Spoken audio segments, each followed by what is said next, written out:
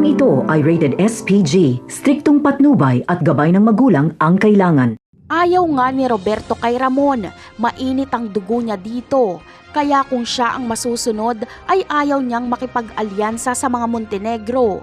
Malalim ang galit ni Roberto kay Ramon dahil may nakaraan si Ramon at ang asawa ni Roberto na si Jackie.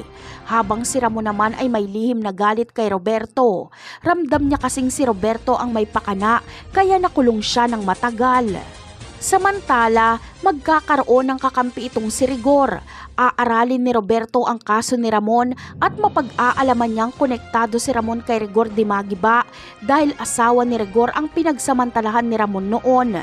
Kaya naman, gagamitin ni Roberto si Rigor laban kay Ramon. Mapag-aalaman ni Roberto na si Rigor ang nakabakbakan ni Ramon sa San Dimas. Dito ay pangangakuan ni Roberto si Rigor na ibabalik niya ito sa serbisyo ngunit sa isang kondisyon. Ito ay kung mapapatay nito si Ramon. Si Roberto ang magbibigay ng malalakas na armas kay Rigor. Kaya mas lalong magiging desidido si Rigor na patayin si Ramon dahil ito ang susi para makabalik siya sa serbisyo.